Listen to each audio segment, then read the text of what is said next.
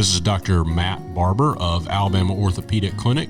We are proud supporters of Ransom Reprogram, Ransom Ministries, and all of the good work that they do in our community. If you would like to learn more about us, check us out at alortho.com or barbertotaljoint.com. You can also hear more from me personally on the Ortho Real podcast. Thank you again for allowing us to be involved with Ransom Ministries and all of the great work that they do. Hey, welcome to the Ransom Experience. My name is Matt Armbruster, Executive Director of Ransom Ministries. You're going to hear stories from people that we've served and people that serve alongside us, as well as those that we partner with throughout our community. You're going to hear about decisions they made throughout their life and things that happened through different avenues of their life that caused them to go down a path that they didn't see themselves going. And then also those decisions that they have to make on a daily basis to stay away from those decisions that they made in the past. Ransom Ministries empowers people to utilize their God-given gifts and talents in their career and for their community. All along the way, we learn how to help those close to us and also maybe even help ourselves. This is real. This is raw. This is Ransom. With every star, we are born again. Open your heart, spend less time in your head. This show is brought to you by Ransom Recycling, your number one choice for electronic recycling in Mobile, Alabama. Help reduce waste in our landfills by recycling all of your unwanted, unused, and non-working electronics. Ransom Recycling is a division of Ransom Ministries that is helping to put men and women back to work. Check out ransomministries.com for a complete list of acceptable items. Drop-offs and pickups can be easily scheduled through the website. Please note that we are not accepting TVs at this time. Ransom Recycling, open 8 to 3 Monday through Friday. Help our planet while helping men and women re-enter the workforce. With every star, we are born again. Open your heart, spend less time in your head. Hey, welcome to the Ransom Experience, where we talk to people that are been through our program. We talk to volunteers, we talk to staff members. It doesn't really matter because we feel like everyone has a story. And that's why we started this podcast in the first place, was to get the word out and get stories out there so that we can see that, hey, we're not alone in all this. And so if someone's out there listening, maybe that deals with addiction, or they're homeless, or they are struggling with where to volunteer or how to help people, that's what this podcast is for. It's for people like that really just want to find out how they can help and also find out how they can have hope. So I want to apologize. I totally forgot to load a podcast last week. So this is skipping a week, and you're going to be hearing us without another one. So I do want to apologize for that, and hopefully you'll forgive us. Hopefully you missed us and that you're back checking us out again. So today I'm joined by Ralph. Ralph, I appreciate you being here today. Well, thank you, Matt. Glad to be here. So Ralph has been with us for about 2 months, maybe a little bit longer. He came here through our partnership with the Wings of Life, which, we've always had a great partnership with the Wings. We do a lot of things with them. Our camps have gone there and helped do the thrift store and do other things with them. And I've always known Brandon out there and Ben, and I really love what they do. And it's been awesome to have somebody come in from their program. We had one in way past, JR, who's doing phenomenal. And now Ralph has done really well. So Ralph, we're just going to kind of get your story going. So tell me about your childhood, kind of where you lived, where you grew up, and so forth. Well, I was born in the Philippines, and we moved here about when I was 8 years old. Philippines was great. My dad retired out the Navy. The exchange rate was 50 to 1. So we had a very nice, comfortable life over there. In the midst of a lot of poverty, we was living really well.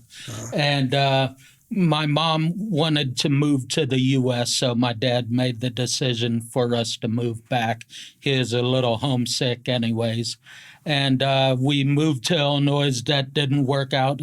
We moved to Florida, and that's where I was raised, was in Florida. Childhood was good. My parents got divorced when I was 10 years old. And my dad gave up everything, the house, everything in it, for the opportunity to raise his 6 kids. With no child support, no government assistance. We struggled a little, but he really showed me how to how to grow up and honor code and everything else. From then on, I dropped out of high school when I was in 11th grade because my sister got a car and she started partying. And I was like, if you're not going to school, I'm not either. You can't make me. So from then on, I went to work, and I started driving a truck when I was 21 years old. Okay. Got my CDL, started driving over the road, and I did that for 15 years, all for the same company. I would go out, make a bunch of money, come home, and I kept the same friends that I did in high school. So whenever they went through their drugs and alcohol stages, I would come back and pick up where they was. Yeah. And, that's one of my issues was the drugs and alcohol that I would come home to and party. And about 2016, I got hurt. Well, let me back up. My dad fell down a flight of steps in 2011, and he got bedridden. The lawyers we had for the slip and fall accident told my mother if my dad didn't survive, there would be a bigger payoff. And she decided to put a heating pad on his bed sore and made sure that wouldn't happen. That left me with a inheritance of my portion was just a little under $100,000. And through the midst of all that, I got injured at work, and it left me with no job to go to and just my party friends. So I got really deep into that scene, really dark part of my life. When my dad died, I lost all hope. That was the trauma that sent me into the spiral. Within 2 years, I lost everything I worked for over a 15-year period. It left me homeless, hopeless, just, broken. And I heard about the Wings of Life through a friend. She was leaving where I was staying in Florida, and she left there. She come down in a stolen car and was coming back to Mississippi, got pulled over, got arrested.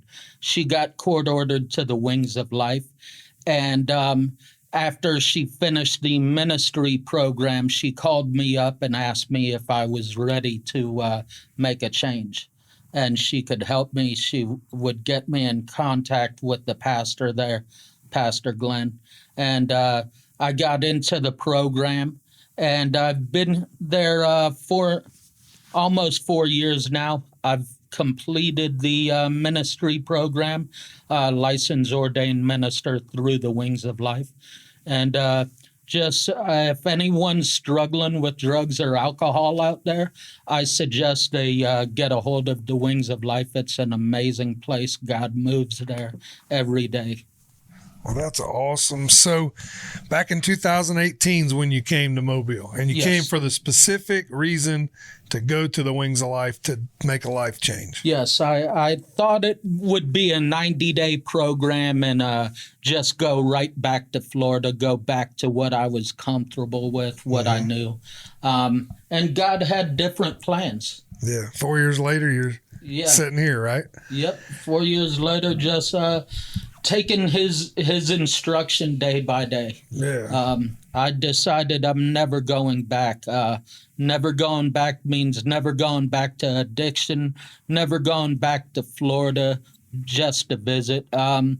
I prefer the unknown as long as God is walking by my side. Yeah. The unknown is a lot better than what's familiar. So how was your walk with God before? Did you know the Lord or? No, it was basically non-existent. I was forced to go to church here and there, and I knew there was a God, but really didn't have a relationship with him.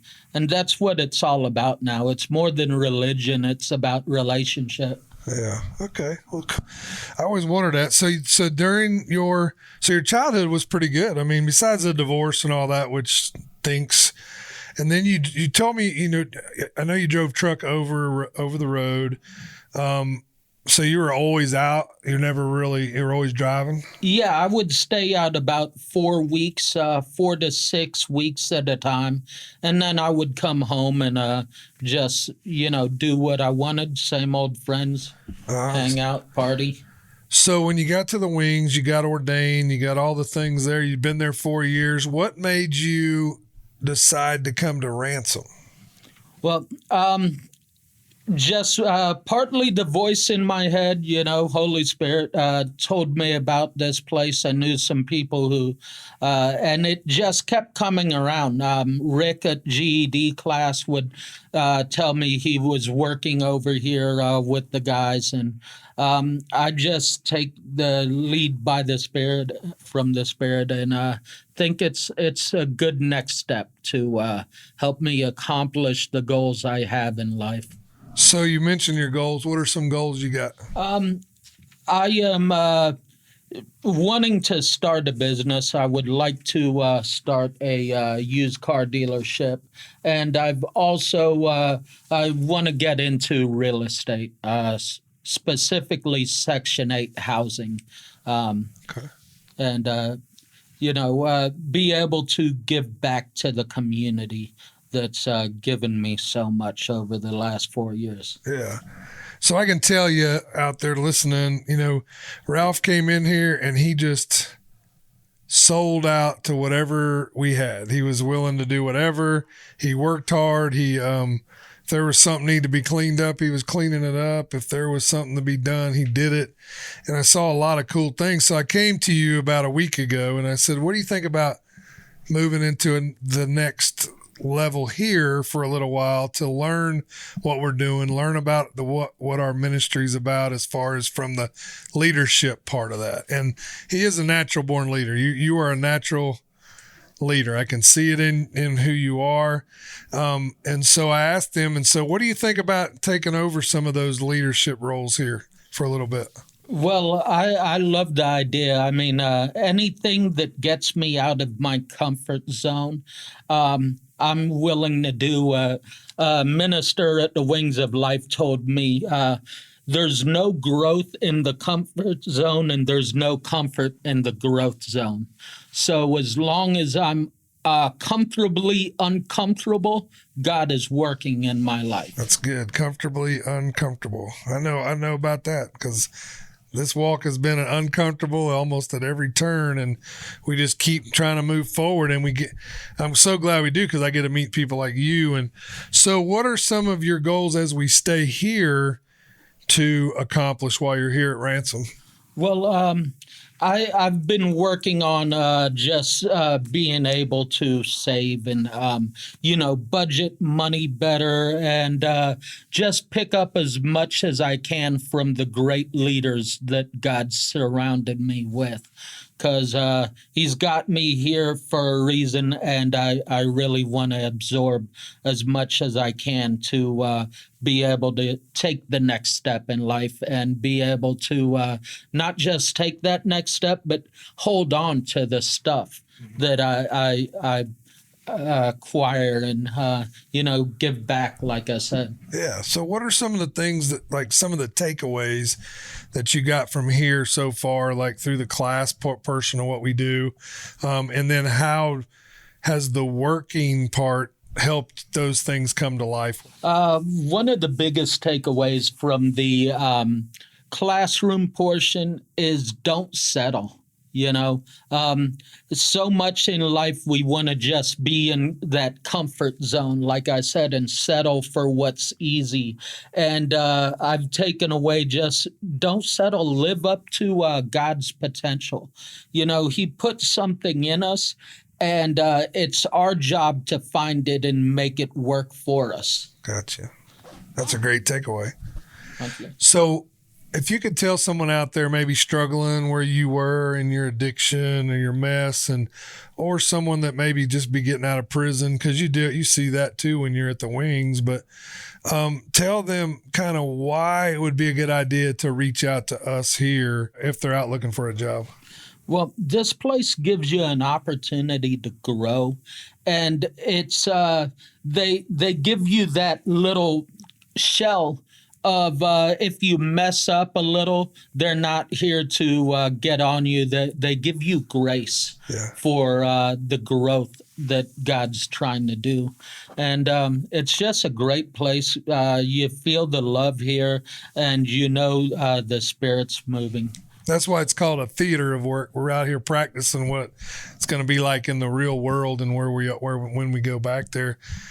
Man, it's been so good to get to know you. I'm so looking forward to getting to know you more and us spend more time, and hopefully, I can teach you some things not to do in the business world that I've made mistakes in, and some of the things I've seen work, so we can work through that. But mostly, we're a people bottom line organization. So I feel like you will bring something to the table that'll be able to transform people's lives through what we're doing here. So that's really what I really am excited about. I know during circle time, we sat around and you have some great wisdom to give to the guys, but also when they give it, you are very encouraging to them. And that's a huge part of what we do. I mean, again, we do have to work and we do have to generate revenue and we have to do those things, but in the end, we have to transform lives and be able to do that. And that's what the whole grace thing's about giving people grace to know they can mess up and they're not going to get fired or whatever. So